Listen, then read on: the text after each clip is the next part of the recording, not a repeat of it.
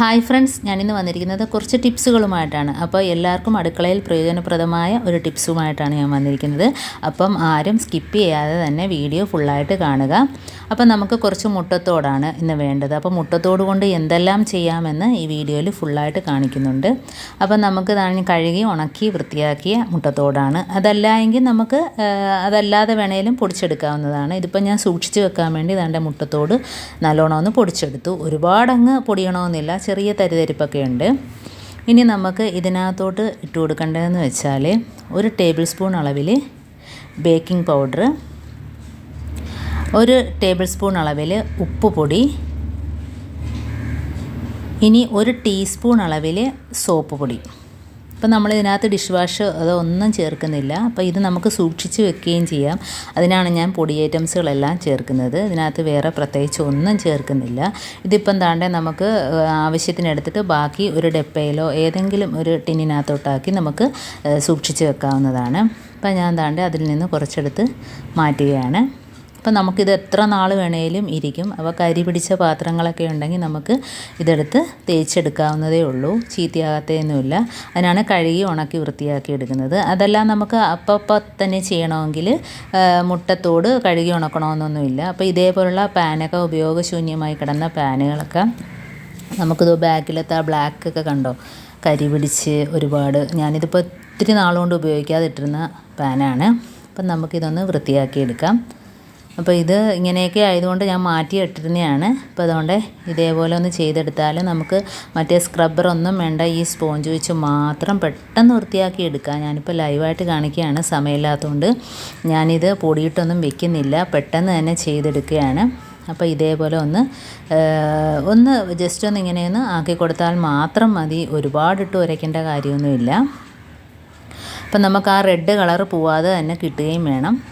അപ്പോൾ ഇതേപോലെ നല്ല രീതിയിൽ എല്ലായിടത്തും ആകത്തക്ക രീതിയിൽ ഒന്ന് തേച്ച് കൊടുക്കുക. ഇപ്പോൾ ഡിഷ് വാഷൊക്കെ ഉപയോഗിക്കുന്നവർക്ക്, ചിലർക്ക് സ്ക്രബ്ബർ ഉപയോഗിക്കുന്നവർക്കൊക്കെ കൈക്ക് അലർജിയൊക്കെ ഉണ്ടെങ്കിൽ നമുക്ക് ഇതേപോലെ ചെയ്തെടുക്കാവുന്നതേ ഉള്ളൂ. വളരെ കൈ ബലം പ്രയോഗിച്ചൊന്നും തേക്കേണ്ട കാര്യവുമില്ല. അപ്പോൾ ദാണ്ടെ പൊടി ആ ഭാഗത്തൊക്കെ കുറച്ചിട്ട് കൊടുത്തിട്ട് ദാണ്ടെ ഇതേപോലെ നല്ലോണം ഒന്ന് ഉരച്ച് കൊടുത്താൽ മതി. ഒരുപാട് ബലം കൊടുക്കുന്നില്ല ഞാൻ, കാരണം ആ റെഡ് കളർ ഉണ്ടോ അതൊന്നും പോവാതെ തന്നെ നമുക്ക് സ്ക്രാച്ച് വീഴാതെ തന്നെ കിട്ടുകയും വേണം. അപ്പോൾ അതാണ്ട് ഒരുപാട് വ്യത്യാസമുണ്ട് കണ്ട. അതിട്ട് തേച്ചപ്പോഴത്തേന് ഞാനാണ് ഉപയോഗിക്കാതെ മാറ്റിയിട്ടതാണ്. അപ്പോൾ എന്താണ്ട് ഇതേപോലെ ഒന്ന് തേച്ച് കൊടുത്താൽ മാത്രം മതി. നല്ല പെട്ടെന്ന് തന്നെ ഞാൻ തേച്ച് കഴുകിയെടുത്തിരിക്കുന്നത് കണ്ട. ഇതേപോലെ നല്ല വെളുത്ത് കിട്ടും പാനുകളൊക്കെ. നമ്മൾ മാറ്റിയിട്ടിട്ടുള്ള പാനുകൾ, ഉപയോഗിക്കുന്ന പാനുകളും ഇതേപോലെ ആയിട്ടുണ്ടെങ്കിൽ ഇത് ഞാനിപ്പം മേടിച്ചിട്ട് തേച്ചിട്ടേ ഇല്ല. ഇടയ്ക്കിടയ്ക്ക് ഇങ്ങനെ ചെയ്തിരുന്നെങ്കിൽ ഇതൊട്ടും വരത്തില്ലായിരുന്നു. അപ്പോൾ അടുത്ത പാനും കൂടെ ഇതേപോലെ ഞാൻ കാണിച്ചു തരാം. അതും ഉപയോഗിക്കാതെ മാറ്റിയിട്ട പാനാണ്. എന്താണ്ട് ബാക്കിൽ ജസ്റ്റ് ഇങ്ങനെ ഒന്ന് തേച്ച് കൊടുക്കുന്നതേ ഉള്ളൂ.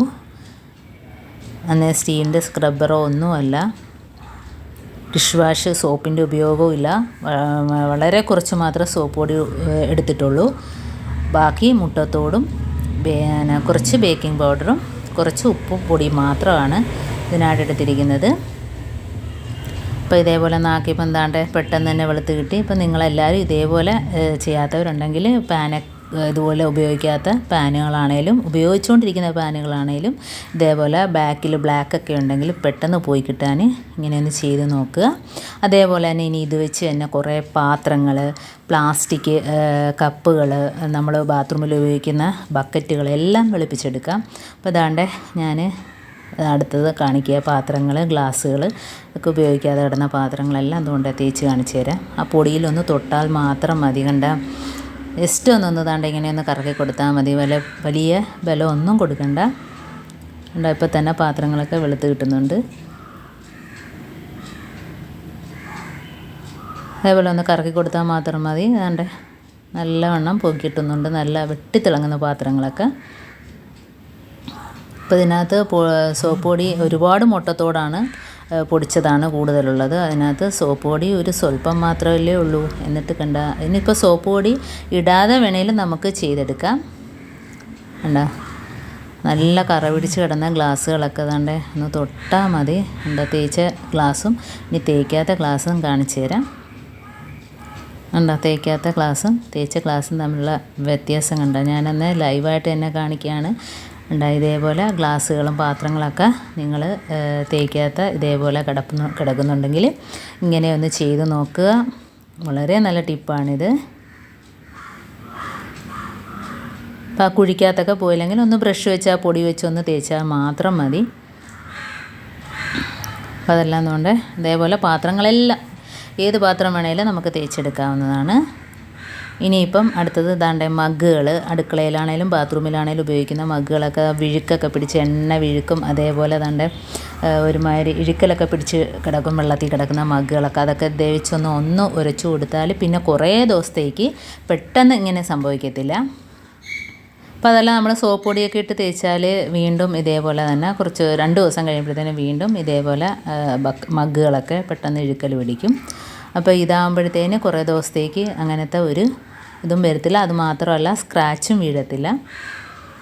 ഇത് വെച്ച് തേക്കുമ്പോഴത്തേന് സ്ക്രാച്ചും ഉണ്ടാകത്തില്ല. നല്ല ഒരു ടിപ്പാണ്. ഇതും എല്ലാവരും ഒന്ന് ചെയ്ത് നോക്കണം. അപ്പം നമുക്ക് ആ പോവാത്ത മഗ്ഗിൻ്റെ പിടിയിലൊക്കെ അതാണ്ട് ഇതേപോലെ ബ്രഷ് ആ പൊടിയിലൊന്ന് തൊട്ടിട്ട് ഇതേപോലെ ഒന്ന് തേച്ച് കൊടുത്താൽ മതി. പെട്ടെന്ന് തന്നെ പോയി കിട്ടും. വലിയ ബലം കൊടുത്ത് തേക്കേണ്ടതൊന്നും ഒരു കാര്യമില്ല. അപ്പോൾ ഇന്നത്തെ ടിപ്പ് മൊത്തം ഞാൻ കാണിക്കുന്നത് ഇതാണ്, ഈ മുട്ടത്തോടിൻ്റെ ഉപയോഗമാണ്. അപ്പോൾ അതാണ്ട് മഗ്ഗിലൊക്കെ അതാണ്ട് പെട്ടെന്ന് തന്നെ പോയി കിട്ടിയുണ്ടോ. ബാക്ക് വശവും മകവും എല്ലാം പെട്ടെന്ന്. അതേപോലെ സ്റ്റീൽ പാത്രവും അതേപോലെ ഫ്രൈ പാനുകളും എല്ലാം നമുക്ക് ഇതേപോലെ തന്നെ ചെയ്തെടുക്കാം. ഇനിയിപ്പം ഞാൻ അടുത്ത ടൈൽസിൻ്റെ ഭാഗങ്ങളാണ് കാണിക്കുന്നത്. നമ്മൾ ആ വാഷ് ബേസിനടുത്തുള്ള ടൈൽസിൻ്റെ ഭാഗങ്ങളാണ്. അപ്പോൾ അതൊക്കെ ഇടയ്ക്കിടയ്ക്ക് ഇതേപോലെ വിടവിലൊക്കെ കറുപ്പുണ്ടെങ്കിലും അതേപോലെ എണ്ണ വിഴുക്ക് അങ്ങനെയൊക്കെ ആയിട്ട് കിടക്കുകയാണെങ്കിൽ ഇതേ വെച്ചൊന്ന് തേച്ച് കഴിയുക. പിന്നെ കുറേ ദിവസത്തേക്ക് നമുക്ക് അങ്ങനെ ഒരു ശല്യമേ ഉണ്ടാകത്തില്ല. നമുക്കതെല്ലാം പെട്ടെന്ന് തന്നെ വെറുതെ ഒന്ന് ഞാൻ ആക്കി കൊടുക്കുന്നേ ഉള്ളൂ. പെട്ടെന്ന് തന്നെ പോയി കിട്ടുകയും ചെയ്യും. അതെല്ലാം നമ്മളല്ലാതെ സോപ്പ് പൊടിയൊക്കെ ഇട്ട് തേക്കുകയാണെങ്കിൽ വീണ്ടും 2 ദിവസം കഴിയുമ്പോഴത്തേനും അവിടെയൊക്കെ അങ്ങ് വിഴുക്കൽ പിടിക്കും.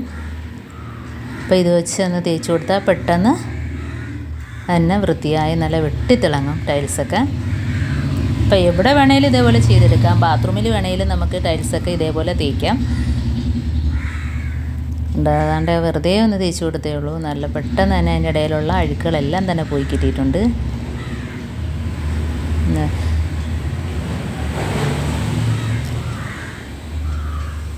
അപ്പോൾ അതേപോലെ നമ്മൾ പാത്രം കഴുകുന്ന വാഷ് ബേസിൻ അതിൽ ബാക്കി വരുന്നത് നമ്മൾ അതിനകത്തോട്ടൊന്ന് ഒഴിച്ചു കൊടുക്കുക. എന്നിട്ട് വെറുതെ ജസ്റ്റ് ഒന്ന് തേച്ച് കൊടുത്താൽ മാത്രം മതി. അതിനകത്തുള്ള എണ്ണ വിഴുക്കും അഴുക്കും എല്ലാം പോയി അതൊന്ന് വെട്ടിത്തിളങ്ങും. അത് ഞാൻ വെറുതെ ഒന്ന് ബലം കൊടുക്കാതെ പെട്ടെന്നൊന്ന് തേച്ചെടുക്കുകയാണ് ഇതെല്ലാം. അപ്പം എൻ്റെ ഈ വീഡിയോ ഇഷ്ടപ്പെട്ടെങ്കിൽ എല്ലാവരും ഒന്ന് ലൈക്ക് ചെയ്യുക, കമൻറ്റ് ചെയ്യുക, സബ്സ്ക്രൈബ് ചെയ്യുക.